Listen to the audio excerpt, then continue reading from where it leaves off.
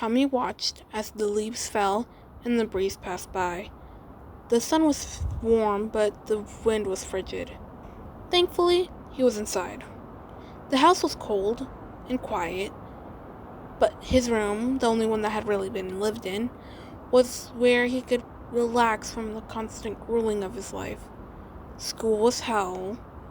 He had honors classes and kept his grades up, but he still had a B and a C, aside from all the A's.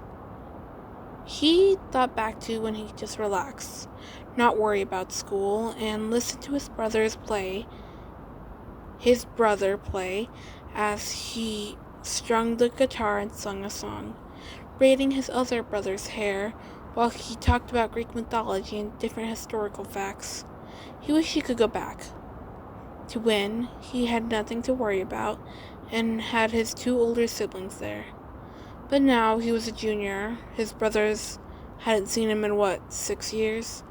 He was 16, he had a job, he had classes, and was in a band. At least he still got to listen to music, but instead of it being from his brother, it was from Tubbo, and he still got to hear about historical facts, but instead of it being from techno, it was Ranboo. He loved his friends. They were the best.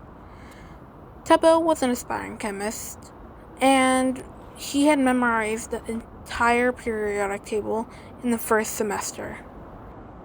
He was thriving in honors chem class, while Ranboo was an aspiring historian, which was funny, because he couldn't remember what he had for lunch, but he could remember things like the Anglo-Zambian War of 1896, known as the shortest war recorded, only lasting 38 minutes. Tommy decided it'd probably be a smart idea to make some dinner, because he knew Phil wouldn't be coming home until at least 9. He looked at the clock. 7 o'clock. Alright, he had 2 hours. He started making some spaghetti. He had gotten a lot better at cooking after being left alone for multiple days and having to eat sandwiches constantly. After a few days straight, he got really sick of them. At first, he only learned how to make simple things like eggs and spaghetti, but after years, he could cook a variety of things. As the sauce simmered, the noodles cooked, he heard the click of a door opening. He expected his father, Phil. Maybe he had gotten out early or something, but as he walked over, he saw Dream. "What's up, Big D?" Tommy asked. "Just checking in on you." "You haven't been checking your phone, have you?" Dream questioned. No, I've been making dinner." Tommy grabbed his phone from the counter.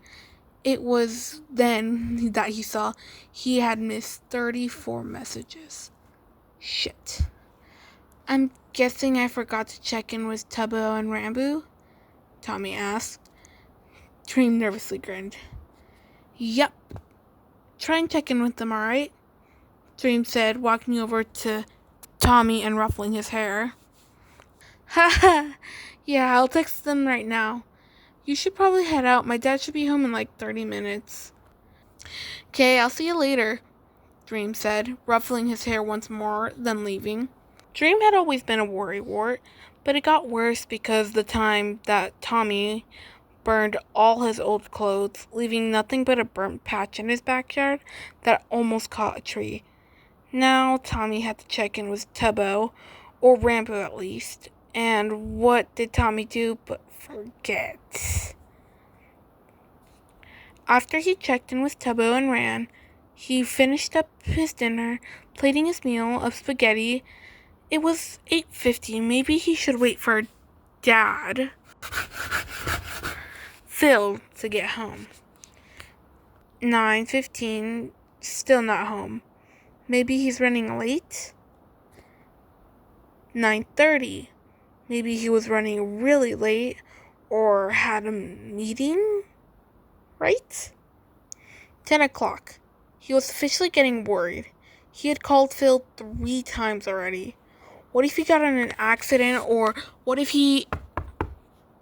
that had to be Phil. Tommy rushed to the door, swinging it open, and got engulfed by a big hug. It wasn't his dad, Phil. No, this man had dark brown hair, like chocolate, and was wearing a dark red beanie. While he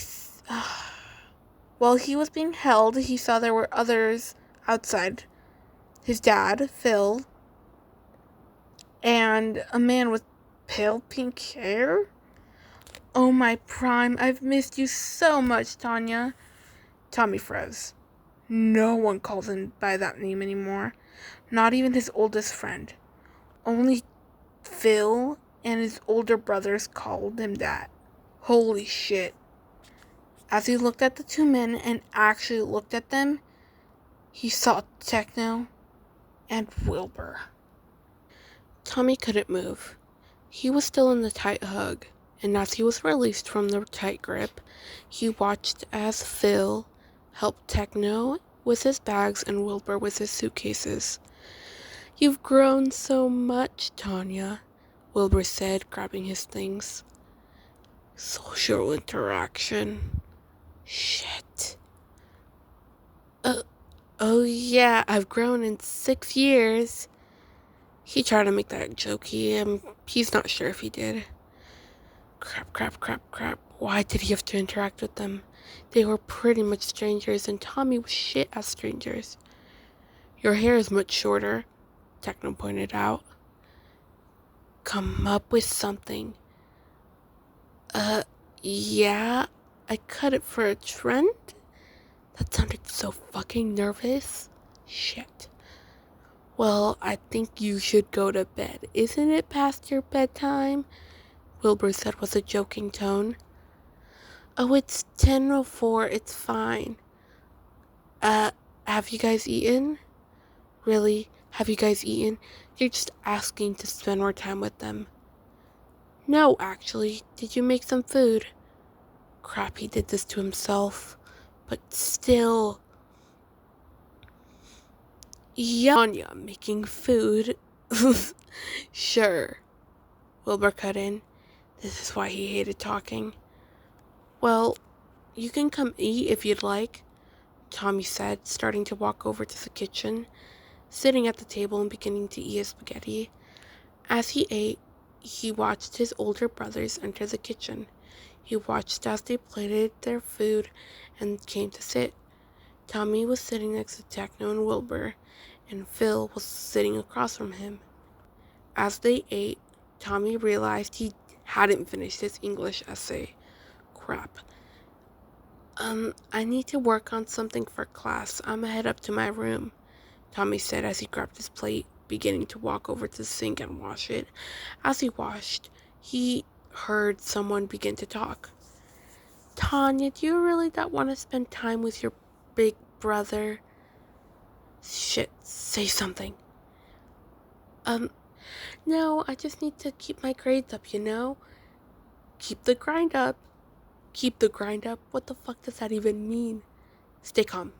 "Maybe Wilbur will just let it go." "What? You have bad grades?" Crap, more talking.